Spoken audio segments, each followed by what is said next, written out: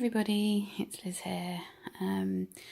I hope you enjoyed my, or if you haven't seen it yet, enjoy my life in EDS, like from the beginning.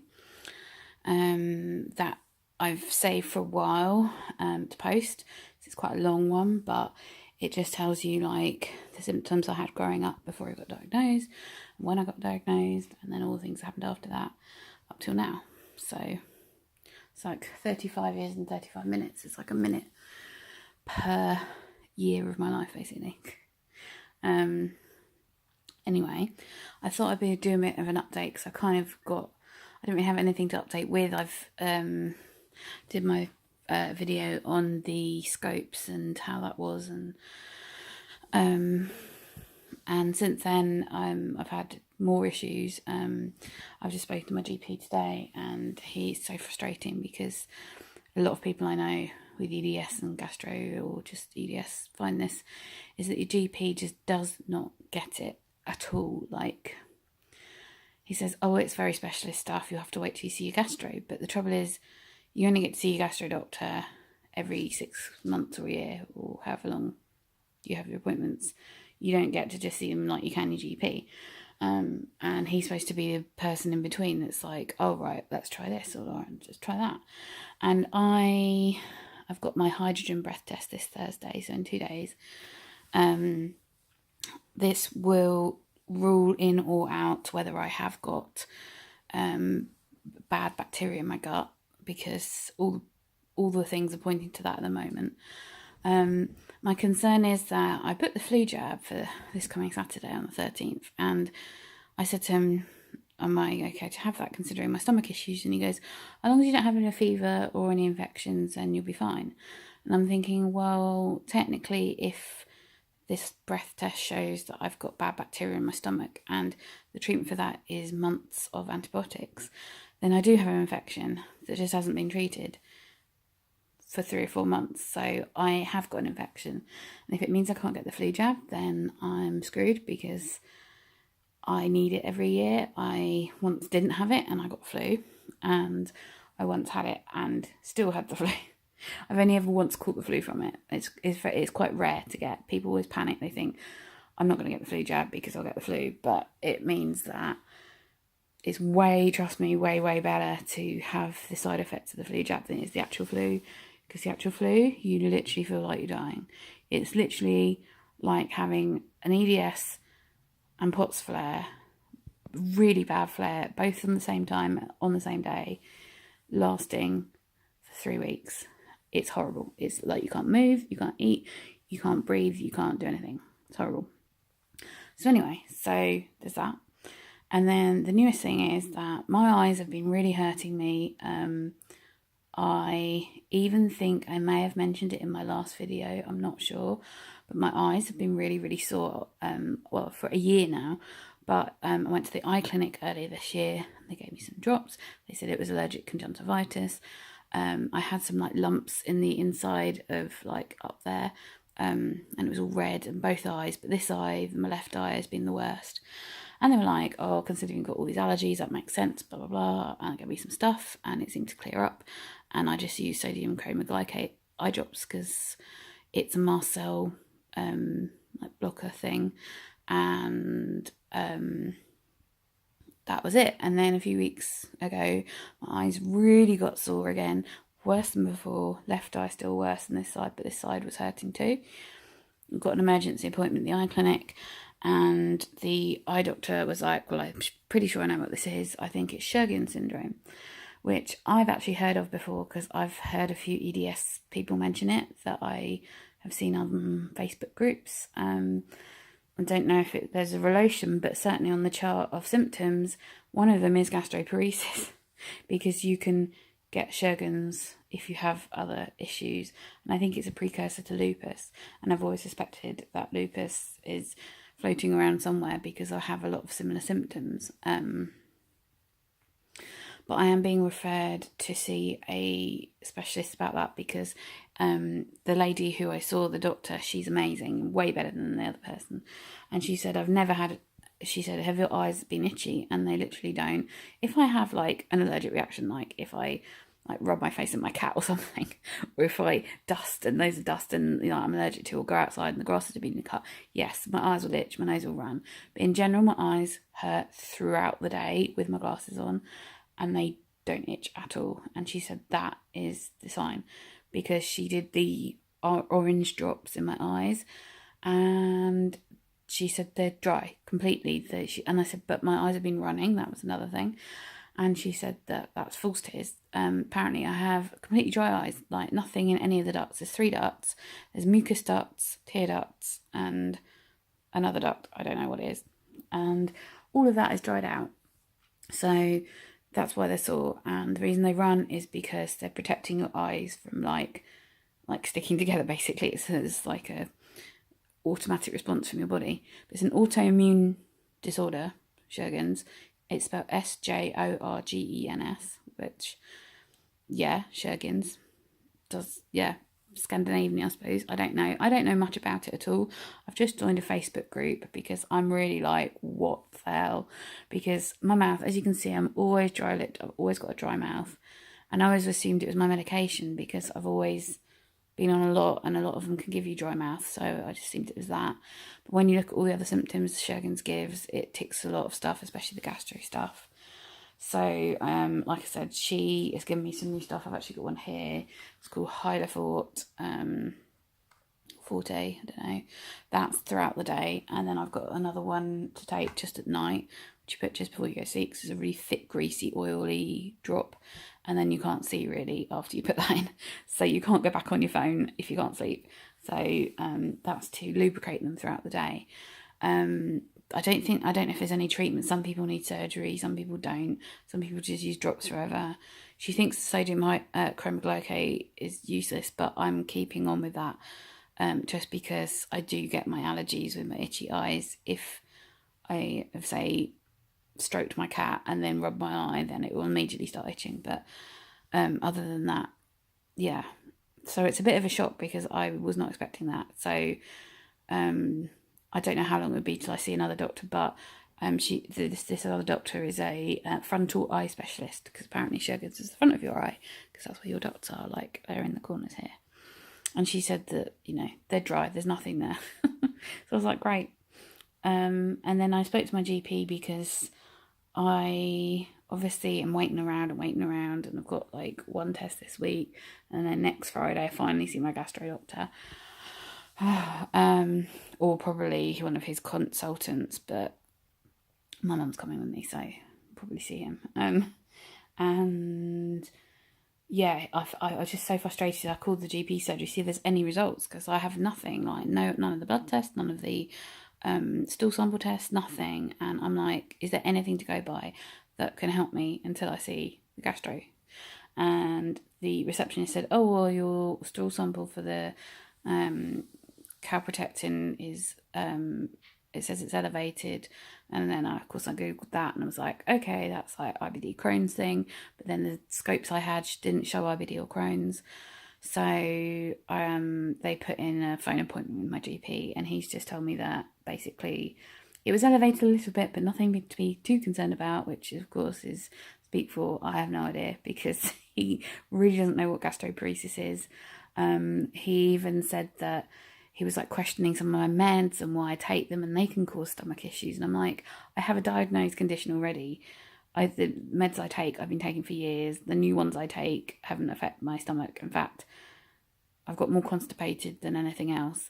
And then he randomly just throws in, oh, but your endoscopy showed you probably have a hiatus hernia. And I'm like, oh, right. So they didn't think to tell me that like sooner. And but he said, oh, everyone probably has them, because when people die, they seem to find hiatus hernias in a lot of people, but your stomach's slightly higher up than it should be. And I'm thinking, well, like, he's just thrown that in there, and now I have over a week to stew on that, to think, well, have I got a hernia? Have I? Some people might need surgery. I'm thinking, I have had gallbladder surgery, appendix surgery, and sinus surgery in the last couple of years. I do not want more surgery. I mean, if it means like sorting my stomach out, then I will have whatever I need. But it's so annoying, and just he doesn't really understand. that I wanted to ask him what I can do for pain because the paracetamol's doing nothing. And he goes, well, I've got other people to call now, so if you want to speak to me again, I'm quite happy to speak with you and make another appointment. I'm thinking, what's the point? I get through nothing. I don't get anywhere with any doctor, so that's very annoying.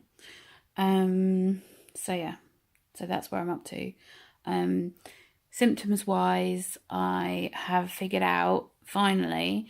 I mentioned a lot of times that my weight loss has stopped, and I am going between 3 pounds up and down, and never losing, even though I'm literally eating like, I used to eat loads and now I hardly eat anything.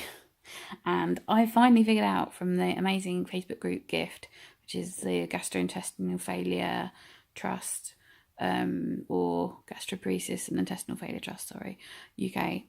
There is a person on there who had the same problem, and we figured out there's another Facebook group called GP for Gainers, and Gainers means people with gastroparesis who gain weight. And basically what's happened is that we've obviously had problems eating. No doctors have helped us address it. Sometimes it's just because it happens and the doctors can help, I don't know. But most like stereotypical gastroparesis, you're thought to, if you say you haven't eaten for like 3 months, people will look at you like, what? You're really overweight. How can you be that weight? You should be like skin and bone and thin and, skeletal. But basically your body goes into starvation mode, and what's happened is I haven't really eaten a proper full meal since June, the end of June, because I remember the first week of July was my dad's birthday, and I only managed a tiny amount of food at his barbecue, and that was the 7th of July. That's my last meal, proper, like, sitting down to eat.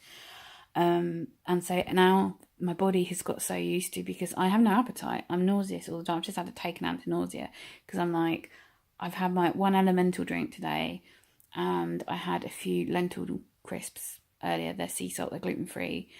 Sometimes I can manage those now. But I don't feel hungry. I just feel sick, and I think I've got to eat something today, because every time I now eat, my body is protecting itself and turning the food into fat, not burning it off at all. My metabolism has completely gone. And it's because my body just thinks it's not going to get food, because some days I'll go and I'll have like a bowl of cereal, or some days I'll eat quite well and I'll manage like scrambled egg for lunch. I'll have an elemental drink in the morning, scrambled egg for lunch, a mashed potato for dinner, or butternut squash mash. That's quite nice. And that's it. Like, normally if it was me a year ago, that would never fill me up. I'd be starving, and I'm not starving. And then other times I'll be like really late at night and I won't have eaten much in the day, and then I'll suddenly be starving, or I'll feel sick and then my stomach will really growl loudly, and then a minute later I'll feel really hungry and think, oh, maybe I should eat something. And then as soon as I think about going to eat something, I just don't feel hungry, or there's nothing I can eat that I feel like. And my blood sugars have been all over the place. I haven't done them today. I'm having a rest because my fingers have been really sore from the pinpricks. But I got a glucose monitor, and I've known that, I've looked it up, and it's very common in gastroparesis to get flares in your sugar levels. But mine have, sometimes they're consistently in the morning, they're like 4.5, 4.8 or 5. That's a normal level for someone without diabetes. I don't have diabetes, just to state. And mine have fluctuated. The lowest was like, I think it went to 4.2 or 3.9 or something, quite low in the day. And I had an elemental drink already, and I thought, oh, I'll have to eat something. And then so I ate, and then I think a few days later I'd actually had salmon, which I managed to have because I'm trying to force myself to eat even though I don't feel like eating. I had salmon, and then I had mashed potato, which is all dairy free and everything, all mashed. And then you do your blood sugar 2 hours after, and it had gone to 9.2, and that is pre-diabetes readings. Like, you shouldn't be getting those readings if you're not diabetic. So I'm like, I know I've got a family history of diabetes, but I know that the gastroparesis is at play, because I remember also I got the worst pain after eating that meal as well. So if I eat too big of meals, I just get so much pain. So it's just a constant battle between being hungry, not being hungry, being hungry and worrying, am I going to get too much pain when I eat? And then being so hungry you think, I don't care if I get pain when I eat, I just need to eat. And there's so many foods. I'm on exclusion diets, like I'm already on low FODMAP, but I'm on low histamine. And all the foods I usually would eat that are quite safe to eat, I can't, because I had Shah do these gluten-free, lacto-free pizzas, and I was like, all I'm eating at the moment is carbs, which doesn't help with like losing weight. Because I'm told, as you can see, I need to lose weight. But I'm physically, like, protein-wise, the only things I'm eating is eggs and salmon.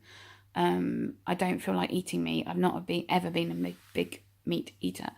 I can't eat corn because there's soy stuff in it, and that's like banned in the histamine things. And for soy sausages and loads of different meats. And luckily see my dietitian this Friday, and I'm going to mention this because I'm just so fed up with like having the same foods, like hard foods. I have like these veggie straws by Eat Free, and they're gluten free and they're vegan, and they've got kale, tomato and spinach flavours. Now spinach and tomato are banned on my list of things to eat, but that's the actual physical vegetable, fruit, if you call tomato fruit. They're just the flavour, but they seem to be alright. And the lentil chips, the sea salt, that's it. And then this pizza anyway, this Shah pizza, I was like, great, there's like vegan cheese, no gluten, and I have some. And there is tomato, like, obviously under the cheese. And I was thinking I must have like loads of tomato for it to be high in histamine. But I ate most of the pizza actually, and I did regret it later because my stomach hurt a lot. It's been hurting less than normal though, so that's a good thing. But 10 minutes after eating, the whole of my mouth, the roof of my mouth up here, was burning and sore, like when you burn your mouth on hot food. And I started getting blisters on my mouth, and I was worried it would obviously go to my throat and all that, but it didn't. It just was my mouth. And the whole of the next day it hurt to eat anything, so I stopped my elemental drinks. But it was weird, and I took a picture, and it's just the oddest looking thing, because I look now at my mouth and was like, oh, was that there already? But it wasn't. It was just a huge blister, like with the cavity hole in the middle. It was horrible. So I can't have tomatoes, so that's a kind of big issue now. So yeah. So I am no further forward with knowing what's going on. I haven't had anything about the gastric emptying scan yet.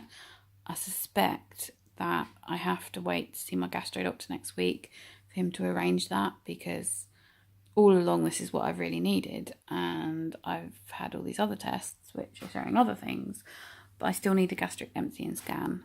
I've had one before, that's how I got diagnosed with gastroparesis. But so yes, so I am fed up with being bored and not being able to eat out and not being able to eat proper meals. I like to eat clean and healthy, but all the stuff I was eating before is now banned on my histamines list and my FODMAPs list, and it's just so frustrating. The newest, nicest thing I've got is butternut squash cooked in like callow stock cubes, because they're gluten free. A callow stock cube, and then you drain out the water and mash it, and that's it. And add salt. And that's nice. No, it really is nice, but it's boring. So yeah, so I will let you know how Thursday goes. I know I've done a hydrogen breath test before, you get the results the same day, because you have to record the results yourself as you go. And I think, although it says you can be up to 3 hours blowing into this tube every half an hour, if you consistently have a high reading for over an hour and a half, I think you can stop, because then that knows you've got a high level of bad bacteria in your stomach. If you don't know what hydrogen breath test is, it's basically to test the bacteria. They give you a massive drink of, well, not massive, but a glass of horrible, thick, sugary drink, which makes me gag every time I drink it. And then it goes down into your stomach, and your stomach's supposed to absorb it and process it, and it goes. And then if you've got bad bacteria, there's no good bacteria to absorb the glucose, so basically it creates hydrogen. And if you have a high reading of hydrogen above a certain amount, then it means your bacteria is like basically all bad in your stomach. And then if that's the case, they put you on antibiotics for several months to try and get rid of it. And then I am taking my probiotics, but I've had to stop them for the last week because you're not allowed them a week before your test. So once I've had the test, I'll go back on those. And we'll see. So I shall let you know how this day goes. See you soon. Bye. Thanks for watching, everyone. Stay tuned and click the picture of me on the screen right now, and you can subscribe to my channel. Please like the video and click the bell notification if you want to know when my next videos are put onto YouTube. There should be a box on the screen where you can see other videos I've done. Happy watching.